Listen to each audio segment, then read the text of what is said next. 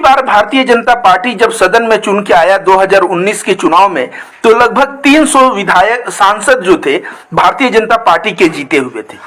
इन 300 सांसदों में अगर नाम देखा जाए तो एक भी मुसलमान नाम नहीं था, सारे के सारे हिंदू थे। अब वसीम रिजवी, इसके दिमाग में कीड़ा बना था कि भाई मैं जो है इतना भौंक रहा हूं, इतना उल्टा सीधा बात कर रहा हूं, मैं कुरान को बता रहा हूं कि आतंकवाद को बढ़ावा देता है। कुरान की 26 आयतें इसने बदलने का प्रयास क्या किया, इसने बदल के एक नया कुरान लिखा। ये चला था कुरान की आयतें बदलने, लेकिन हुआ क्या कि अंत में इसको ही बदलना पड़ा। ये खुद बदल गया, और ये जो बदला है, आप लोगों को एक भ्रांति है कि यति नरसिंहानंद ने वसीम रिजवी को हिंदू बना दिया। वो हिंदू बना नहीं सकता है, क्योंकि यति नरसिंहानंद सरस्वती को मैं, रविकांत भारती, आदिम हिंदू महासंघ और ऐसे कई हिंदू संगठन जो है यति नरसिंहानंद सरस्वती को हिंदू धर्म से बाहर निकाल के फेंक दिए हैं।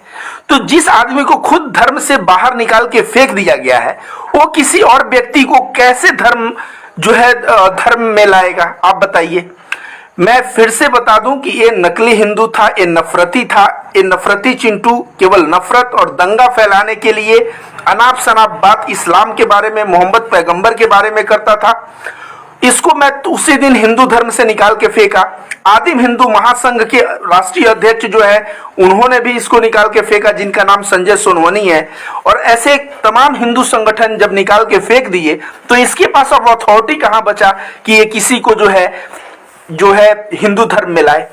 अब ये त्यागी समाज का मीटिंग बैठाता है, जिसमें एक नफरतबाज त्यागियों का मीटिंग बैठाया है, और उसमें वसीम रिजवी को त्यागी कास्ट दिया गया। शायद यति नरसिंहानंद सरस्वती को पता नहीं कि हिंदू धर्म में जात बदलना ये नामुमकिन है। जो पारंपरिक, देखिए, आध्यात्मिक हिंदू तो कहता है कि सभी लोग एक समान हैं, लेकिन मनुस्मृति के अनुसार जात बदलने का कोई प्रावधान नहीं है। तो ये यति नरसिंहानंद सरस्वती जो कर रहा है, इसकी बातों को समझिए। तो पहले वसीम रिजवी पे आते हैं कि वसीम रिजवी भाजपा से टिकट लेके चुनाव लड़ना चाहता था, क्योंकि बहुत इसने मोदी शाह के इशारे पे कार्य किया और मोदी शाह का बहुत बेनिफिट पहुंचाया। अब इसको अपनी भी लालसा थी, और वैसे देखिए, जो आदमी एक बार चेयर पे बैठ जाता है वो चेयर का भूखा रहता है। वसीम रिजवी चेयर पे बैठा हुआ था सिया वक्फ बोर्ड का प्रेसिडेंट बनके। तो सिया वक्फ बोर्ड का प्रेसिडेंट के चेयर पे जो बैठा है, उस व्यक्ति के अंदर भी विधायक, मंत्री और जो है सांसद और केंद्रीय मंत्री बनने की लालसा होती है। तो ये बंदा जब जानता है कि भारतीय जनता पार्टी 300 लोगों को टिकट दिया, और 300 लोग जो चुन के आए, वो सारे के सारे भारतीय जनता पार्टी से हिंदू लोग टिकट पाए थे और हिंदू लोग जीते। तो इसको भी ये अपने आप को सोचा कि मैं अपना एक नकली हिंदू नाम भी रख लूंगा, तो कहीं ना कहीं मोदी और शाह गैंग का नजर पड़ेगा, और कहीं ना कहीं मुझे एक बीजेपी से टिकट मिल जाएगा, और टिकट मिलने के परिणाम स्वरूप मैं चुनाव लड़ जाऊंगा, चुनाव लड़के मैं जीत के आऊंगा, और बाद में मैं जीतने के बाद जो है केंद्रीय मंत्री बनूंगा, और इस तरह से मुसलमानों पे हमलावर हमेशा रहूंगा। वसीम रिजवी को, लेकिन देखिए, जो होता है, आदमी जो पागल हो जाता है ना, मेंटल हो जाता है, वो अपना करतूत जो है ऐसा कार्य कर देता है जो सामने नजर आ जाता है। एग्जाम्पल के तौर पे, जब एक वसीम रिजवी नाम लेके घूम रहा था, तब पैगंबर के बारे में बोलता था, कुरान की बुराई करता था। तो ये जितने अंधभक्त गोबर भक्त थे, ये सारे के सारे अंधभक्त और गोबर भक्त क्या कहते थे? ये कहते थे, देखो, एक मुसलमान होके मुसलमान के बारे में ऐसा बोल रहा है, तो ये कितना घटिया धर्म है। लेकिन अब तो ये बन गए हिंदू। तो अब है कि वसीम रिजवी जो भाजपा की, आरएसएस के इन विचारों को जो चाटुकारिता करता था, वो अब चाटुकारिता भी नहीं कर पाएगा, क्योंकि अब हिंदू बन गए। तो हिंदू जब बन गए और त्यागी बन गए, तो त्यागी समाज ने एक्सेप्ट किया। अब तुम जहर जो उगलोगे, वो जहर उगलने का अब जो है महत्व नहीं रहेगा। तो वसीम रिजवी एक तो चुनाव लड़ने का, दूसरा मैं कह दूं कि अपना चाह रहा है कि मैं किसी भी तरह संसद में चुन के आऊं, केंद्रीय मंत्री बनूं, और इस तरह की जो लालसा पाल के रखा है, तो मैं सुबह में एक वीडियो बनाया था जिसमें कहा था कि त्यागी समाज को चाहिए कि इसके हाथ पीले, इसकी शादी करवा दो, इसके बच्चे हों और बच्चों का जो है त्यागी वंश जब चलता रहेगा तब यति नरसिंहानंद सरस्वती को मैं असली मानूंगा कि हाँ, ऐसे में तो किसी को सन्यास का चोला पहना के कोई टाइटल दे दोगे वो मर जाएगा, उसका न वंश चला न कुछ, तो ऐसे कि हिंदुत्व का क्या फायदा ऐसे। और मैं बता दूं आप लोगों को ये बात समझना पड़ेगा कि हिंदुत्व और हिंदुइज्म इन दोनों में बहुत अंतर है। हिंदुइज्म उदार, जो असली हिंदू धर्म है, जो सनातन धर्म है, वो हिंदुइज्म के नाम से जाना जाता है। हिंदुइज्म उदार है, जो सर्वे भवंतु सुखिनः, सभी लोग सुख में रहे की बात करता है। लेकिन इन लोगों का जो हिंदुत्व है ये उग्र है, और ये जो है कहीं ना कहीं कोई आतंकवादी और एक उग्र हिंदू संगठन के कार्यकर्ता में कोई अंतर नहीं दिखेगा। आखिर इनका संगठन बना कैसे, थोड़ा इसके ऊपर आते हैं। सावरकर, जिसको देखा जाए तो तमाम बीजेपी और तमाम लोग जो है सावरकर की पूजा करते हैं।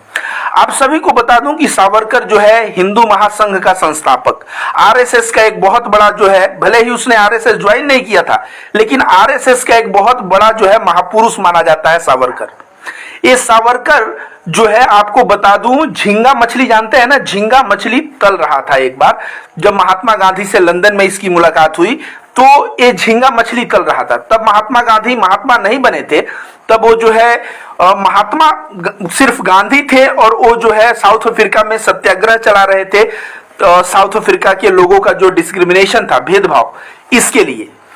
तो जब महात्मा गांधी को ये बुलाए और महात्मा गांधी सोचे कि पहले लंदन में रह रहे लोगों से मिले, जब सावरकर के पास गए तो सावरकर उस वक्त झींगा मछली तल रहा था। तो एक मांसाहारी व्यक्ति, ये मांसाहारी क्या मैं बोलूं, एक शुद्ध मांसाहारी व्यक्ति, और ये चला है हिंदू धर्म का प्रवर्तक बनने, तो कहां से हिंदू धर्म में प्रवर्तक ये बन पाएगा, आप ही बताइए। हिंदू धर्म एक ऐसा धर्म है जिसके शादी और सन्यासी ज्यादातर 99 क्या मैं बोलूं 100% आप शाकाहारी पाएंगे, और शाकाहारी में भी भोजन के जो 3 कैटेगरी है, सात्विक है, राजसी है, तामसी है, तो ये लोग सात्विक भोजन को खाने वाले लोग होते हैं। तो ये सारी चीजें जो है मैं बता रहा हूं आप लोगों के जानकारी में हो जाए कि सावरकर जो है आरएसएस जिसकी विचारधारा पे चलता है, यह सावरकर स्वयं में अगर देखा जाए, स्वयं में देखा जाए, सावरकर एक मांसाहारी व्यक्ति था। वो क्या हिंदुत्व का पाठ पढ़ाएगा? अगर आरएसएस, विश्व हिंदू परिषद, एक किसी साधु सन्यासी और किसी अच्छे लोगों के द्वारा चलाया गया जाने वाला संगठन होता, तो सही मायने प्रेम की बात करता, ये सद्भाव की बात करता। विवेकानंद भी तो एक थे, जो विवेकानंद जाके सिगाको के मंच से हिंदू धर्म के बारे में जो वहां बातें कही, जब बताया कि हर एक व्यक्ति के अंदर भगवान है, जब बताया हर एक व्यक्ति से प्रेम करो, जब बताया कि जीवन जीने का सिर्फ एक नियम प्रेम है। तो दोस्तों, हम मेरे साथ 300 लोग के आसपास है, तो मैं यही बता रहा था कि कोई भी एक संगठन, हिंदू संगठन प्योर कैसे है, आप अगर देखना चाहें तो जो गीता की बात करे, जो साधु संतों के द्वारा जिसकी स्थापना हुई हो, वहां पे नो डाउट आपके दिमाग में ये चीज बना लीजिए कि वहां पे जो है अच्छी बातें होंगी, प्रेम और सद्भाव की बातें होंगी। बट यति नरसिंहानंद सरस्वती ये हिंदू धर्म के गीता, वेद, उपनिषद के बारे में कभी बात नहीं करता। ये जब भी मुंह खोलता है तो नफरत की बात करता है। और यति नरसिंहानंद सरस्वती का ये जो नया चेला है वसीम रिजवी, ये भी जब मुंह खोलता है तब नफरत फैलाने, केवल एक दिन में देखा ये बोल रहा था कि ये लोग जनसंख्या नहीं बढ़ाते, ऐसे लोग फौज तैयार कर रहे हैं, और फौज तैयार करके क्या करेंगे, देश पे विजय पाएंगे। तो आप लोगों को बता दूं, भारत एक संविधान पे चलने वाला देश है, और भारत का संविधान इतना मजबूत संविधान है कि उस संविधान में आज फ्रीडम ऑफ स्पीच, बोलने की जो आजादी है, उसको दबाने के लिए पिछले 7 साल से तो सरकार पड़ी हुई है। क्या दबा पा रही है? क्या नहीं दबा पा रही है। तो आप लोगों के बीच में एक तो वसीम रिजवी का इंटेंशन बताया, बहुत सारे लोग ऐसा आज देखा मैं कमेंट कर रहे हैं कि वसीम रिजवी को गोमूत्र का सेवन कराओ, वो गाय का गोबर खिलाओ। तो ऐसी बातें जो गोमूत्र, यति नरसिंहानंद सरस्वती का मैं देखा कि वसीम रिजवी को कह रहा है कि ये गौमांस का सेवन नहीं करेंगे तो ये नमाज नहीं पढ़ेंगे, तो ये नहीं करेंगे, वो नहीं करेंगे, ये सारी बातें बता रहा है। तो यति नरसिंहानंद को मैं एक बात और कहूंगा कि तुम इसको प्रमाणित करो कि ये सही मायने में ये तुम जो नकली हिंदुओं का संगठन चला रहे नकली हिंदू बना कि नहीं। और ये नकली हिंदू बनने के लिए इसका क्राइटेरिया रख दो, इसको सुअर का मांस खिलाओ। अगर सुअर का मांस नहीं खाया तो समझ लो कि ये नकली हिंदू है। तो इस तरह का क्राइटेरिया रखना कि सुअर का मांस खाओ या गाय का पेशाब, ये सब जो फेसबुक पे चल रहा है, मैंने इसको देखा और इसके ऊपर मेरा अपना क्या मत है, मेरा मत समझिए। कुछ दिन पहले एक डॉक्टर था जो मित्तल डॉक्टर है, वो दिखा रहा है कि गाय के गोबर खाने से नॉर्मल डिलीवरी होती है। एक गाय का मूत्र और गाय का गोबर मैं बता दूं कि मनुष्य के शरीर के लिए हानिकारक है। चाहे वो इंसान या किसी जीव जंतु का गोबर और उसका मूत्र पीना बहुत ही हानिकारक है। कैसे हानिकारक है समझिए। पेड़ पौधों के लिए उत्सर्जी पदार्थ क्या होता है? जो फ्रूट्स होता है, हम लोग फ्रूट्स का सेवन करते हैं कि नहीं। और इंसान का मल मूत्र जो है, ये जो है पेड़ पौधों के खाद्य सामग्री के कार्य आता है कि नहीं? आता है। तो याद रखिए, जो ब्रह्मांड ने जो बनाया, भगवान ने जो ब्रह्मांड बनाया, उस ब्रह्मांड का ऐसा नेचर है कि पेड़ पौधों के लिए जो चीज गंदगी है वो हम लोगों के लिए पौष्टिक है, और हमारी जो गंदगी है पेड़ पौधों के लिए पौष्टिक है। तो कोई अगर एक डॉक्टर मित्तल आके गोबर खा के बोले कि गोबर खाने से नॉर्मल डिलीवरी होता है, और पूरे भारत के व्हाट्सएप पे शेयर होने लगता है, ऐसे ऐसे गोबर भक्त और अंध भक्त पड़े हैं। ये साइंस का जमाना है।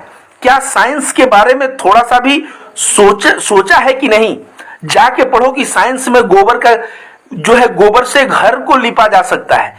अब शरीर के अंदर गोबर खाओगे, गोबर को खाया नहीं जा सकता। गोबर शरीर के लिए एकदम हानिकारक है। और एक डॉक्टर मित्तल ऐसा गोबर भक्त है कि वो आयुर्वेद या क्या बता रहा था, किससे है, वो शेयर कर रहा है फेसबुक पे कि गाय का गोबर खाने से नॉर्मल डिलीवरी होता है। जो महिलाएं गाय का गोबर खा लेंगी, मैं कहूंगा वैसे उनका तबीयत खराब हो जाएगा। तो आज के देश में जब से सरकार आई है, ये 2014 से, लोग जो है धर्म के नाम पे इतने अंधे हो गए हैं कि ये साइंस को एकदम भूलते जा रहे हैं। कभी विप्लव देव कहेगा, जो त्रिपुरा का मुख्यमंत्री है, वो कहेगा कि हंस जो है पानी में चलता है तो उससे जो है ऑक्सीजन पैदा होता है। दोस्तों, हमारे साथ 500 लोग जुड़ चुके हैं। बहुत बहुत धन्यवाद इतने लोग जुड़ने के लिए। अप्रोक्स 500 लोग हैं। तो मैं बता दूं कि ये जो वसीम रिजवी को लोग बोल रहे हैं कि गोमूत्र पिलाने का या गाय का गोबर खिलाने का, ये सब जो है अंधभक्त और गोबर भक्तों की वजह से आज जो है इस तरह का मजाक बनाया जा रहा है, जिसका मैं निंदा करता हूं। मैं ये कहूंगा कि सही मायने में हमारा, अगर हिंदू धर्म को मानते हैं तो आयुर्वेद में पेड़ पौधों की पत्तियों से इलाज लिखा है, पेड़ के फल से इलाज लिखा है। आप अगर उठा के देख लो चरक संहिता, आप उठा के देख लो एक क्या नाम है, भागवत संहिता। आयुर्वेद के 2 महान गुरु माने जाते हैं, चरक ऋषि और एक ऋषि है भागवत ऋषि। ये दोनों लोग जाके आप देखिए, गाय के गोबर के बारे में लिखा है क्या कि गाय का गोबर खाना चाहिए? कभी नहीं लिखा है। लेकिन इन अंधभक्त और गोबर भक्तों को जो है आज इतना ज्यादा ये लोग गाय गोमूत्र कर दिए हैं कि इसके ऊपर एक मजाक सा बन गया है। तो आज मैं क्या क्या बातें आप लोगों को बताया, फिर से मैं बता दूं कि एक जो है वसीम रिजवी, दूसरा है यति नरसिंहानंद सरस्वती। अब देखिएगा कुछ दिन बाद एक बंदा और है, पुष्पेंद्र कुलश्रेष्ठ। इन लोगों की दौड़ जो है ना, नफरतबाजों की दौड़ इतनी तेज हो गई है कि उसमें अब पुष्पेंद्र कुलश्रेष्ठ पीछे छूट रहा है। तो पुष्पेंद्र कुलश्रेष्ठ, तुम कुछ और ऐसा कारनामा करो जिससे तुम यति नरसिंहानंद जैसे नफरतबाज और वसीम रिजवी जैसे नफरतबाज को ओवरटेक करके आगे बढ़ो। तुम जरूर कुछ ऐसा प्रोपोगंडा चलाओ, नहीं तो तुम्हारी फिर कोई अस्तित्व नहीं रह जाएगी। पुष्पेंद्र कुलश्रेष्ठ को थोड़ा सा भी अपने विवेक से अगर वह कार्य किया होता, जब यति नरसिंहानंद के साथ वो इंटरव्यू कर रहा था, उस इंटरव्यू में पुष्पेंद्र कुलश्रेष्ठ अगर सही मायने में एक्सेप्ट करता कि हाँ मैं नफरतबाज हूं और मैं भारतीय जनता पार्टी से पैसे लेके उसके इशारों पे नाच रहा हूं, और यति नरसिंहानंद को बोलता कि अब तुम भी नाच रहे हो, अब दोनों लोग नाचना बंद करते हैं, देश को विकास की ओर लेके चलते हैं। लेकिन ये सब तो पैसा ले लेके बिके हुए हैं। इन अंधभक्त और गोबर भक्तों को समझ में आता है कि नहीं? दिमाग में कुछ लॉजिक है कि नहीं? आज जो है पेट्रोल की कीमत 107 रुपए, जिसमें सरकार टैक्स कितना ले रहा है? प्रत्येक लीटर पे सरकार टैक्स जो ले रहा है 70 से 80 रुपए ले रहा है। रसोई गैस कितना महंगा हो गया है। आज जो है शहरों में जो नौकरी करते हैं ऐसे लोगों का इंटरव्यू जाके देखो, ये गोदी मीडिया के पत्रकार ही ले रहे हैं। वे लोग कह रहे हैं कि मैं 30,000 पाता था तो पहले 20 दिन का खर्चा चलता था, अब जो 30 दिन का खर्चा चलता था, मतलब 30,000 में 1 महीने का खर्चा चल जाता था, अब 30,000 में 20 दिन में ही खर्चा समाप्त हो जाता है। ऐसे करके वे लोग कर्ज लेना शुरू किए हैं। 6-6 महीने पे 1 लाख 2 लाख ऐसे आम नागरिकों के ऊपर कर्ज हो गया है। ये कैसे हुआ है? महंगाई की वजह से हुआ है। और महंगाई किस पे निर्भर करती है? भारत सरकार के पॉलिसी पे निर्भर करती है। और अगर पॉलिसी ये अमित शाह और मोदी जो दिन भर दंगे दंगे दंगे करते रहते हैं, हिंदू मुसलमान करते रहते हैं, ये लोग जो भारत के प्राइम मिनिस्टर और होम मिनिस्टर बन के भारत के नागरिकों को उनके कपड़े से पहचानते हैं, मैं कहूंगा कि त्याग दो अपना पद, रविकांत भारती जैसे लोगों को बैठाओ। हम लोगों के पास, मैं बताऊं रविकांत भारती, मेरे पास ऐसा पॉलिसी है जिस पॉलिसी को अगर सही मायने में भारत में लागू कर दिया जाए 3 साल के अंदर गरीबी समाप्त हो जाएगी। 3 साल के अंदर, जो कि बहुत ही आसान है। ये मोदी गवर्नमेंट जो है इतना लाइसेंसिंग ये लोग करके रखे हैं। जब आप 1000 तरह की लाइसेंस, तो कोई भी एक कारखाना खोलेगा और उसको 1000 बार अधिकारियों के द्वारा टॉर्चर किया जाएगा, तो क्या वह बंदा कारखाना खोलेगा? आज भारत में एफडीआई क्यों नहीं आ रहा है? ये नरेंद्र मोदी तब से विदेशी फंड आए, एफडीआई चिल्ला रहे थे, एफडीआई क्यों नहीं आ रहा है भारत में? कोई बताएगा? एफडीआई भारत में नहीं आ रहा है क्योंकि यहाँ पे लॉ एंड ऑर्डर नहीं है, यहाँ पे रूल ऑफ लॉ नहीं है। जिस दिन यहाँ पे सुरक्षा, जान और संपत्ति की और समय पे न्याय, ये 2 चीजें हो गया। और यही चीज भागवत गीता में भगवान श्री कृष्ण ने भी कहा है कि व्यक्ति को न्याय प्रिय होना चाहिए। और यही चीज देखा जाए तो हर धर्म ग्रंथ में लिखा हुआ है कि न्याय का एक अलग महत्व है। क्या मोदी गवर्नमेंट पिछले 8 सालों में आया, न्याय दे पाया क्या लोगों का? आज अगर कोई मर्डर कर दे रहा है तो 10 साल बेल पे घूम रहा है। ऐसा कोई व्यवस्था किया क्या कि 6 महीने से 1 साल के अंदर एक आईएएस बनता है, वो आईएएस बोलता है मैं भ्रष्टाचार करूंगा। भ्रष्टाचार करके एक आईएएस बनने की होड़ इसलिए लगी है कि आईएएस बन जाएंगे तो 200-400 करोड़ रुपए का भ्रष्टाचार करके मैं कमा लूंगा। जबकि आईएएस अधिकारी की सैलरी कितनी होती है, उस सैलरी में इनकी प्रॉपर्टी का अनुपात अगर चेक किया जाए तो भारत के जितने भी आईएएस अधिकारी हैं, ये सारे आईएएस अधिकारी जाएंगे जेल में। मैं अपना पर्सनल अनुभव बता रहा हूं कि मेरे से एक एसडीएम मिलता है और वो बोलता है कि मेरा जिस दिन ज्वाइनिंग था, मिठाई का जो इन्वेलप था, उस मिठाई के डब्बे में 1 रसगुल्ला था और बाकी 1000 और 500 की गड्डियां थी। सोचिए, भ्रष्टाचार को लोग समाज में इतने सीना तान के इतना शौक से बताने लगे हैं। इस तरह जिस दिन भ्रष्टाचार का, तो यूपीएससी का एग्जाम देना है, पास करना है क्योंकि हमें आईएएस बनना है, ताकि 200-400 करोड़ की संपत्ति बना लेना है। क्या मोदी ने इस भ्रष्टाचार के ऊपर कुछ कार्य किया क्या? और कहां है वो अन्ना हजारे? कहां है वो अन्ना हजारे? कहां है वो रामदेव बाबा? जो रामदेव बाबा काला धन करके साड़ी पहन के घुमा करते थे, वो क्या सलवार लड़कियों का पहन के भागे थे? जो अन्ना हजारे, आम आदमी पार्टी की सरकार जिनकी वजह से दिल्ली में बन गई है, वो अन्ना हजारे क्यों नहीं दिख रहे हैं? क्या उनको नहीं दिख रहा है कि भारतीय जनता पार्टी की सरकार में भ्रष्टाचार कांग्रेस से भी ज्यादा बढ़ गया है? क्या ये चीज अन्ना हजारे को नहीं दिख रहा है? अन्ना हजारे अगर सही मायने में एक अच्छे नेता होते, वो अच्छे भ्रष्टाचार के खिलाफ चलने वाले होते, तो आज वो आमरण अनशन करके भूख से वो हो सकता है अपनी जान को गवा देते। तब रविकांत भारती जैसे लोग ऐसे लोगों को सैल्यूट करते और सैल्यूट करके कहते कि ये आदमी सही में सच्चा है। देश गर्त से गर्त में जा रहा है। जो रसोई गैस दोस्तों आप लोगों को 1000 में मिल रहा है, आपको बता दे भारत सरकार इसको 220 रुपए में लाता है। मतलब ला के और गैस में भर देने का कीमत कितना पड़ता है? 220 रुपए। बाकी रुपए एक किसका ले रहा है यार? 40 रुपए तुम प्रॉफिट ले लो, सीधे तुम 750 रुपए टैक्स के नाम पे ले रहे हो। ये देश को लूटना नहीं हुआ? एक गरीब आज की डेट में सुबह उठता है और गरीब जाता है कहां? खेतों में वहां पे झाड़ियों को बुन रहा है, झाड़ियों को काट रहा है, झाड़ियों को बुन रहा है, झाड़ियों को काट रहा है। किस लिए काट रहा है? ताकि शाम को वो चूल्हे पे, और यहाँ मोदी जी कहते हैं कि भारत में गैस इतना बढ़ गया है कि भारत जो है ये रसोई जो है चूल्हा फ्री हो गया, जिसमें अब धुआं नहीं निकलेगा। शौचालय के नाम पे इनके सरकार में इतनी घोटाले हुए हैं। मैं बता दूं कि सबसे पहले इसमें सीडीओ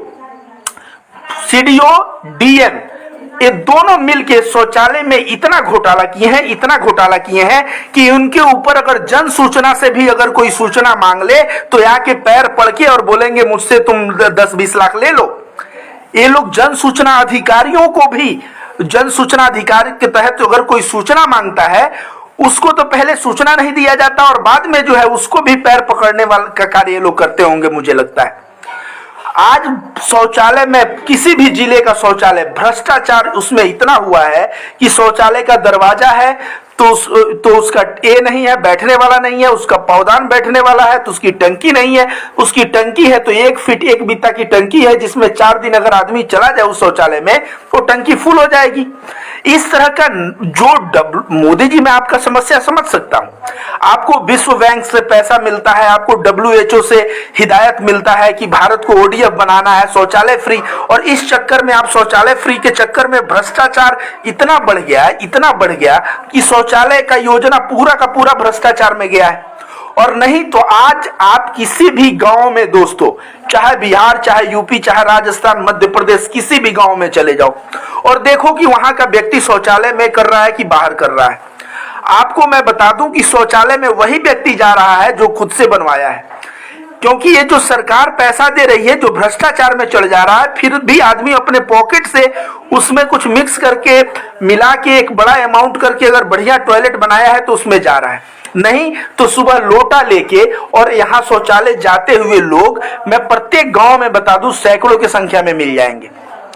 तो एक कैसा विकास, भारतीय जनता पार्टी का विकास समझना जरूरी है। पेट्रोल पे ऐसी डकैती कर रहा है टैक्स के नाम पे, LPG गैस के नाम पे डकैती कर रहा है। और एम्प्लॉयमेंट, मोदी सरकार जब से आई तब से जाके देखिए कितनी वैकेंसियां आई हैं, प्राइवेट सेक्टर में कितने जॉब जनरेट हुए हैं। ये लोग कोरोना का डर दिखा के वो तीसरी लहर आएगी। अब तीसरी लहर कोरोना की कब आएगी? जब नेता चाहेंगे तभी आएगी। और ये जब नेता चाहेंगे कब? उत्तर प्रदेश में चुनाव है, अभी पंजाब और सभी में जब चुनाव है, उस चुनाव में कुछ धांधली करना होगा तो भाषण देते समय कोरोना नहीं रहेगा, वोट देते समय हो सकता है तो कोरोना का कहीं पे अगर विपक्षी पार्टी का वोट ज्यादा हो तो कोरोना का असर वहां दिखने लगेगा।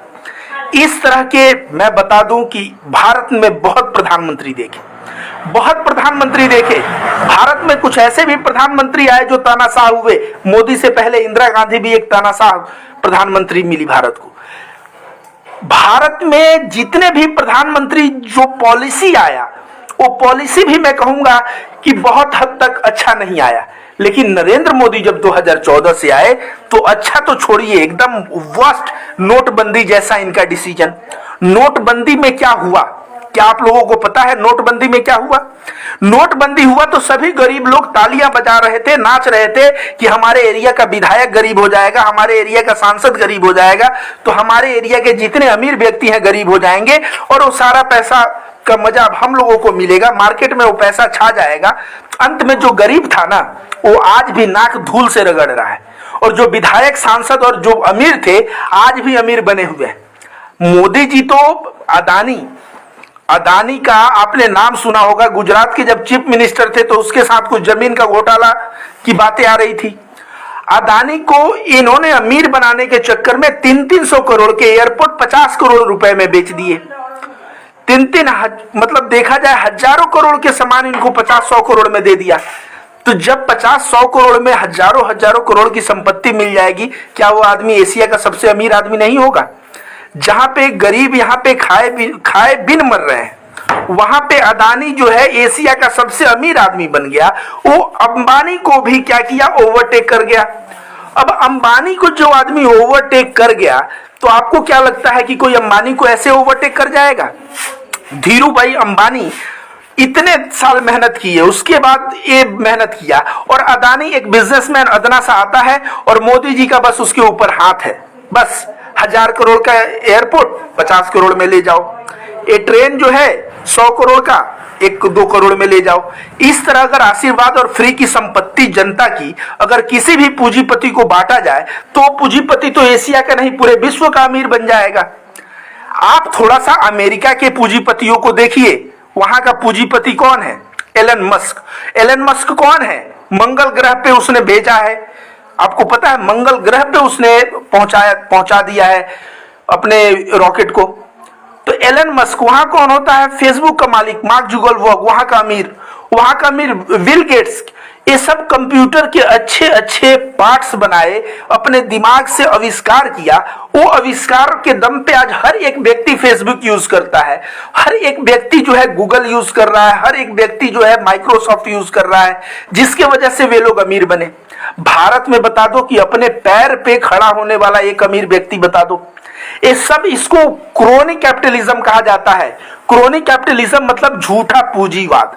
अब झूठा पूंजीवाद क्या होता है? ऐसा समझिए कि मैं एक बिजनेसमैन हूं और मैं एक दुकान खोला हूं, मेरे बगल का जो दुकान वाला है उसको सरकार जो है बोले तुम्हें लाइसेंस नहीं लेना होगा और उसको सस्ते में सामान दे दे, तो जहां सरकार एक तरफ हाथ लगा देगी तो बाकी के बिजनेसमैन डूब जाएंगे। एग्जाम्पल के तौर पे आप टेलीकॉम इंडस्ट्री को ले लीजिए। एक समय था यूनिनॉर, आइडिया, एयरसेल, एयरटेल, आप शायद नाम गिनते गिनते थक जाते, इतनी कंपनियां थी। आज बताइए टेलीकॉम का कौन सा कंपनी है? एक आपको खूब आएगा तो जियो किसका है? अंबानी का है, और मोदी जी के कृपा से अंबानी ने जियो को सफल करवाया। दूसरा एयरटेल उसका कॉम्पिटिटर है। आइडिया का नाम अब आप सुनते हैं क्या? आप यूनिनॉर का नाम सुनते हैं क्या? एयरसेल का नाम सुनते हैं क्या? पता नहीं ये सब किस गर्त में चले गए। तो जब सरकार बिजनेसमैन में किसी एक व्यवसायी को स्पेशल फेवर करने लगता है तो परिणाम क्या निकलता है? परिणाम निकलता है बाकी सारे व्यवसायी जो है कंपटीशन से बाहर हो जाते हैं, और जब बाकी सारे व्यापारी प्रतिस्पर्धा से बाहर हो जाते हैं तो एकाधिकार हो जाता है, और एकाधिकार हो जाता है तो आज देखिए नतीजा क्या हुआ। इनकमिंग बंद। इनकमिंग के लिए आपको 50 रुपए का रिचार्ज करवाना पड़ेगा तो आपका इनकमिंग आएगा। एक समय था इनकमिंग फ्री हुआ करता था। तो मार्केट बहुत फ्री मार्केट, खुला मार्केट होना चाहिए, और खुला मार्केट बहुत ही आसान शब्दों में मैं बता दूं कि उसमें दो चीजें, प्रतिस्पर्धा रहनी चाहिए। अगर प्रतिस्पर्धा नहीं रहा तो वहां पे हमेशा हमारे और आपके पैसों को लूटा जाएगा। जिस तरह से जियो अभी हम लोगों को लूट रहा है, हम लोगों को इनकमिंग बंद कर दे रहा है कि इनकमिंग का पैसा, ये चीज समझना बहुत ही जरूरी है। साथ ही साथ फ्री मार्केट में और क्या आता है? हर एक चीज में सरकार, आप देखेंगे, आपको एक चीज बता दूं, मार्केट कैसे चलता है? जो मांग है और उसकी आपूर्ति है। जहां मांग होगा लोग पैसा देने को तैयार होंगे, उसकी आपूर्ति निश्चित है। लेकिन आपूर्ति कब नहीं होगी? जब सरकार जो है ना स्पेशल उसमें कुछ लगा दे, पाबंदी लगा दे, तब समझिए कि वो आपूर्ति जो है नहीं फुलफिल होती है। तो आज भारतीय जनता पार्टी की जितनी भी पॉलिसी है, एक तो चाइना घुस आया है भारत में, उस चाइना से लड़ने के लिए इन लोगों के पास दम नहीं है। वो चाइना घुस के इतने दिनों से हम लोगों का गलवान घाटी क्या क्या सब पकड़ लिया है। अरुणाचल प्रदेश में चाइना ने, आपको पता है, मकान बनवा दिया है, प्रॉपर मकान, एक गांव बसा दिया है। और अभी गोदी मीडिया के जो एंकर अंजना ओम कश्यप और ये जो गोदी मीडिया के एंकर हैं, इनको सांप तक नहीं सूंघता। मीडिया जो है भारत का लोकतंत्र का चौथा स्तंभ होता है। अगर देश का कोई हिस्सा अगर बाहरी देश लिया है तो ये मीडिया का कर्तव्य है कि यहाँ के नागरिकों को बताया जाए। सच्चाई है कि अरुणाचल प्रदेश में चीन घुस गया है। गलवान घाटी, हमारा पैगोंग जो लेक है जिसपे 3 इडियट की शूटिंग हुई थी, वो सारा का सारा जो है चाइना हड़प कर बैठा है, और गोदी मीडिया उस पर सन मार के बैठी है, कुछ बोलती ही नहीं है। बस यहाँ टमाटर का दाम बढ़ेगा तो ये लोग देखेंगे पाकिस्तान में टमाटर का रेट क्या है। पाकिस्तान के लोग टमाटर नहीं खरीद पा रहे हैं, पाकिस्तान के लोग पेट्रोल नहीं खरीद पा रहे हैं, पाकिस्तान के लोग डीजल नहीं खरीद पा रहे हैं, पाकिस्तान के लोग ये नहीं खरीद पा रहे हैं, वो नहीं खरीद पा रहे हैं। भारत में हम लोग रहते हैं, यहां पे पेट्रोल की कीमत पाकिस्तान से 30 रुपए महंगा है। तो गोदी मीडिया के पत्रकार जो है, इनको पाकिस्तान जो दिखता है उस तरह से चीन क्यों नहीं दिखता?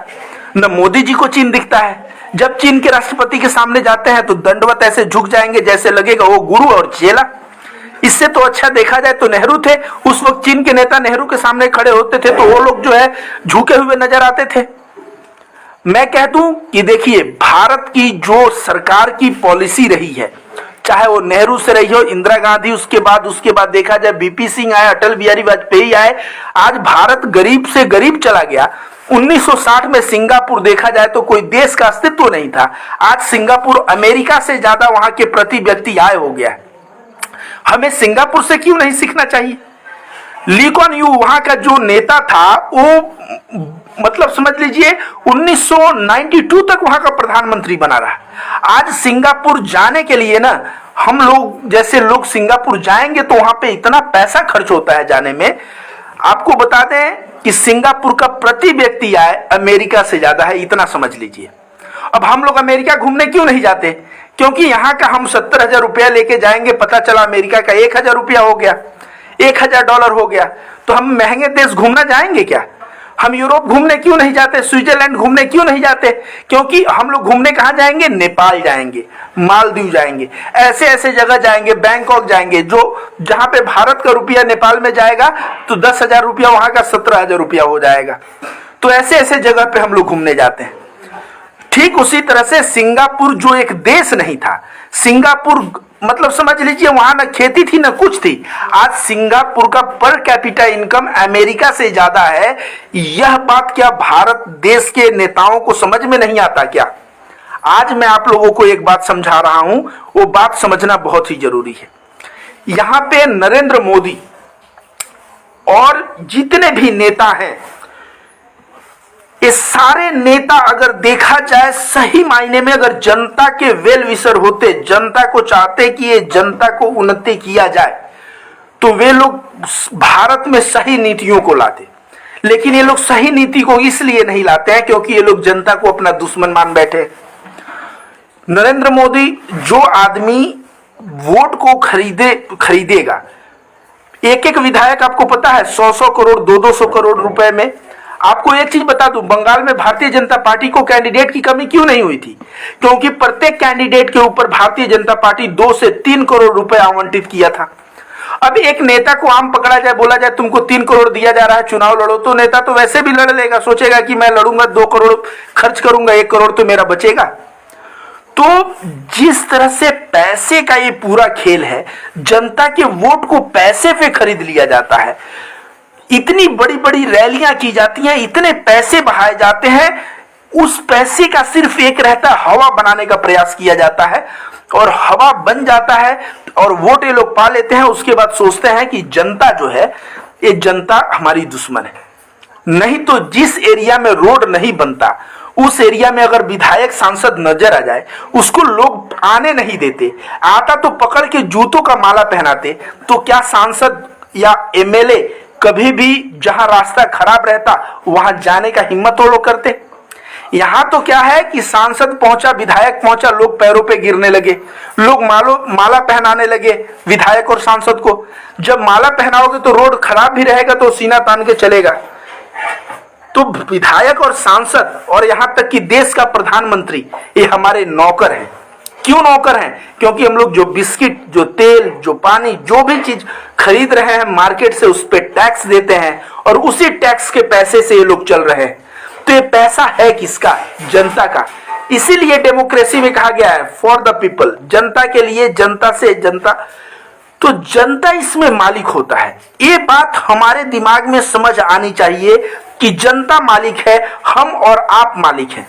और जब जनता मालिक है तो सरकार क्या हुआ? नौकर। ये प्रधानमंत्री लाल किले से बोलते हैं कि मैं आपका सेवक हूं, प्रधान सेवक। प्रधान सेवक नहीं, ये प्रधान नौकर है।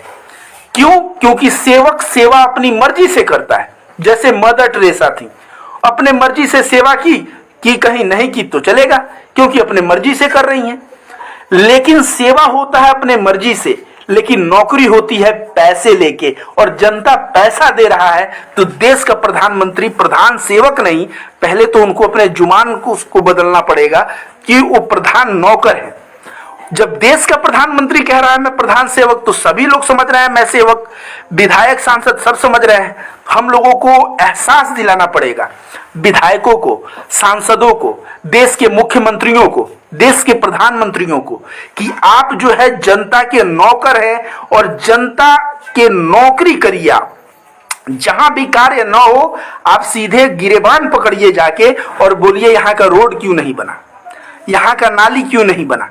जब इस तरह का व्यवहार जिस दिन हम लोग विधायक सांसद के साथ करने लगे, हमें हिंसा नहीं करना है, लेकिन हमें उस एरिया में विधायक सांसद आए तो उनके मुर्दाबाद के नारे जरूर लगाने हैं, उनका माहौल इतना खराब कर देना है कि उन लोगों को असली औकात पता चल जाए कि हाँ, जनता मालिक है और हम लोग नौकर हैं। भारतीय जनता पार्टी जब से आई है, महंगाई चरम सीमा पे, बेरोजगारी चरम सीमा पे, दंगा चरम सीमा पे, अब दंगा ही इनका भोजन है। अब एक बंदा कह रहा था कि मुजफ्फरनगर में जो दंगा हुआ था वो अखिलेश यादव के सरकार में हुआ था। तो अखिलेश यादव के सरकार में दंगा हुआ और दंगा करवाया कौन? बीजेपी का विधायक। फायदा चुनाव में किसको मिला? बीजेपी को। तो याद रखिए दोस्तों, बीजेपी का जो भोजन है ना, वो दंगा है। जब दंगा होगा तो उसको राजनीतिक लाभ बीजेपी को मिलेगा। इसलिए भारतीय जनता पार्टी, इसको बहुत लोग दंगाई पार्टी कहते हैं। तो आप सभी को मैं ये बात फिर से नोटिस कर दूं कि ये हिंदू मुस्लिम वसीम रिजवी और यति नरसिंहा